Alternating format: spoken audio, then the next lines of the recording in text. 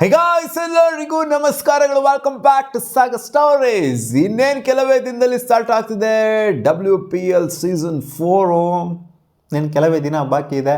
ನಮ್ಮ RCBಗೆ ಸ್ಮೃತಿ ಮಂದನ ಬಂದ್ಬಿಟ್ಟು ಲ್ಯಾಂಡ್ ಆಗಿದ್ದಾರೆ ಅಂತ RCB ಇವಾಗಿನ ಜಸ್ಟ್ ಅಪ್ಡೇಟು ಕೊಟ್ಟಿದೆ. ಸ್ಯಾಡ್ ಮೂಮೆಂಟ್ ಎಲ್ಲನೂ ಮರೆತುಬಿಟ್ಟು ಸೂಪರ್ ಫ್ರೆಶ್ ಆಗಿ ಸ್ಮೃತಿ ಮಂದನ ಅವರು ಇಲ್ಲಿಂದ ಸ್ಟಾರ್ಟ್ ಮಾಡೋದಕ್ಕೆ ಅಂತ ಬಂದಿದ್ದಾರೆ, ಕಿಕ್ ಸ್ಟಾರ್ಟ್ ಕೊಡೋದಕ್ಕೆ ನಮ್ಮ RCBಗೆ. ಇನ್ನೂ ಒಂದು ಕಡೆ ಏನು ಅಂತಂದರೆ, ಅಲಿಸ್ ಪೆರಿ ಅವರು ನಮ್ಮ RCBಗೆ ಆಬ್ಸೆಂಟ್ ಆಗಿರೋದು ಒಂದು ಬಿಗ್ಗೆಸ್ಟ್ ಬ್ಲೋ ಇದು. ಯಾಕೆಂದರೆ ಒಬ್ಬ ಆಲ್ರೌಂಡರ್ ಈ ಥರ ಒಂಥರ ಹೆಂಗೆ ಅಂತಂದರೆ ಇಂಡಿಯನ್ ಟೀಮಲ್ಲಿ ಹಾರ್ದಿಕ್ ಪಾಂಡ್ಯ ಮಿಸ್ ಆದಂಗೆ ಆ ಥರ ಫೀಲ್ ಆಗ್ತಾ ಇದೆ ನಮಗೆ.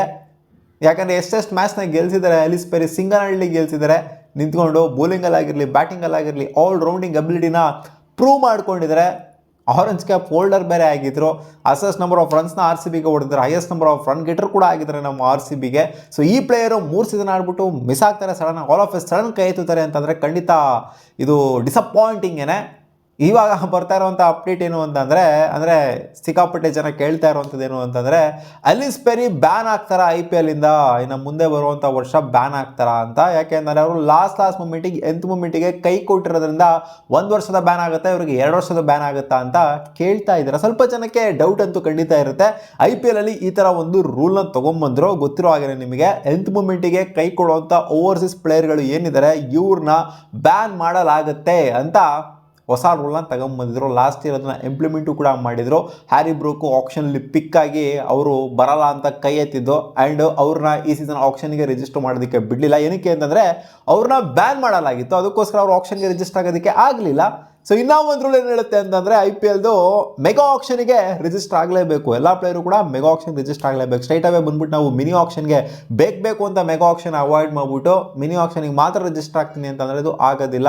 ಅವಾಗಲೂ ಕೂಡ ಮೆಗಾ ಆಪ್ಷನ್ಗೆ ರಿಜಿಸ್ಟರ್ ಆಗಿಲ್ಲ ಅಂದರೆ 2 ವರ್ಷ ನಾವು ನಿಮ್ಮನ್ನ ಬ್ಯಾನ್ ಮಾಡ್ತೀವಿ, ಮತ್ತೆ ನೀವು mega ಆಪ್ಷನ್ಗೆ next ಬರಬೇಕಾಗತ್ತೆ.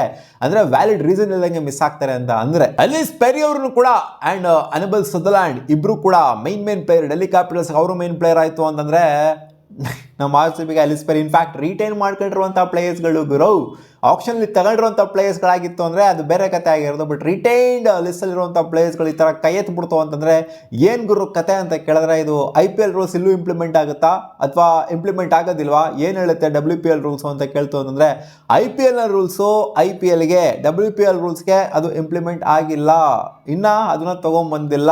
And going forward ಖಂಡಿತ ಅದನ್ನು ಕೂಡ WPLಗೆ ಇಂಪ್ಲಿಮೆಂಟ್ ಮಾಡೇ ಮಾಡ್ತಾರೆ ಅಂತ ಅಂದ್ಕೊಂಡಿದ್ದೀನಿ. ಯಾಕಂದರೆ ಇದು ಫಸ್ಟ್ ಟೈಮ್ ಆಗ್ತಾ ಇಲ್ಲ, ನೋಡಿದ್ದೀವಿ RCBಗೆ ಸೋಫಿ ಡಿವೈನ್ ಕೈ ಎತ್ತಿದ್ದು, ಜೊತೆಗೆ ಇವಾಗ ಅಲಿಸ್ ಪೆರಿ ಕೈ ಎತ್ತುತ್ತಾ ಇರುವಂಥದ್ದು. ಆ್ಯಂಡ್ ಯಾವುದೋ ಒಂದು ಲೀಗಲ್ಲಿ ಅಲಿಸ್ ಪೆರಿ ಅವರು ಆಡ್ತಾ ಇದ್ದಾರಂತೆ, ಆ್ಯಕ್ಟಿವ್ ಆಗಿ ಇವಾಗ ಆಡ್ತಾ ಇದ್ದಾರಂತೆ. ಬಂದಿರೋ ಅಪ್ಡೇಟ್ ಪ್ರಕಾರ ಚೆನ್ನಾಗೇ ಆಡ್ತಾರಂತೆ. ನ್ಯೂಜಿಲ್ಯಾಂಡ್ ಅಲ್ಲೋ ಯಾವುದೋ ಇರಬೇಕು ಅಂತ ಕಾಣಿಸುತ್ತೆ, ಎಲ್ಲೋ ನೋಡ್ದಂಗೆ ಇತ್ತು ನಾನು. ಒಟ್ಟಲ್ಲಿ ಆ್ಯಕ್ಟಿವ್ ಆಗಿ ಇವಾಗ ಆಡ್ತಾ ಇದ್ದಾರೆ ಅಲಿಸ್ ಪೆರಿ ಅವರು. ಕಾರಣ ಏನಿರ್ಬೋದು ಅಂತಂದರೆ, ಅಲಿಸ್ ಪೆರಿ ಅವರು ಬ್ರೇಕ್ನ ತಗೊಳ್ಳೋದಕ್ಕೆ, ಜೊತೆಗೆ ಅನಿಬಲ್ ಸದರ್ಲ್ಯಾಂಡ್ ಕೂಡ ಬ್ರೇಕ್ ತಗೊಳ್ಳೋದಕ್ಕೆ ಇದೇ ರೀಸನ್ ಇರಬಹುದು ಅನ್ನೋ ಥರ ಇವಾಗ ಹೇಳಲಾಗ್ತದೆ. ಎಕ್ಸಾಕ್ಟ್ ರೀಸನ್ ಅವ್ರು ಮೆನ್ಷನ್ ಮಾಡಿಲ್ಲ. ಎಕ್ಸಾಕ್ಟ್ ರೀಸನ್ನ ಏನಾದ್ರು ಇಂಜುರಿ ಆ ಥರ ಏನಾದ್ರು ಇತ್ತು ಅಂದರೆ ಅದು ವ್ಯಾಲಿಡ್ ರೀಸನ್ ಆಗೋದು.